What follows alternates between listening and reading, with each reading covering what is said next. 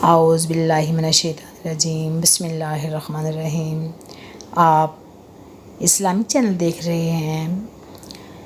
ماہ ذی الحجہ کا پہلا اشرا، ذی الحجہ کی 10 راتوں کی قسم کھائی ہے، والفجر وليال عشر، جس سے معلوم ہوا کہ ماہ ذی الحج اسلام میں خاص اہمیت کا حامل ہے۔ حج کا اہم رکن وقوف عرفہ اسی اشرا میں ادا کیا جاتا ہے، جو اللہ تعالیٰ کی رضا حاصل کرنے کا دن ہے۔ احادیث میں ان ایام میں عبادت کرنے کے خصوصی فضائل وارد ہوئے ہیں، جس میں زیادہ سے زیادہ اللہ کی عبادت کریں، اللہ کا ذکر کریں، روزے رکھیں اور قربانی کریں۔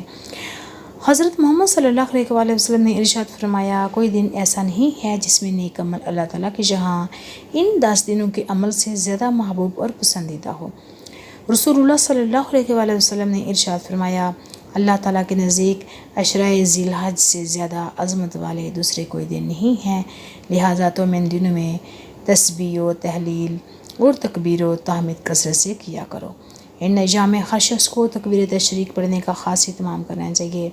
تکبیر تشریق کے کلمات یہ ہیں: اللہ اکبر، اللہ اکبر، لا الہ الا اللہ، واللہ اکبر، اللہ اکبر وللہ الحمد۔ اگر آپ کو ویڈیو پسند ہے سبسکرائب کریں، لائک کریں، شیئر کریں اور بیل آئیکن کا بٹن دبا دیں۔ السلام علیکم ورحمۃ اللہ وبرکاتہ۔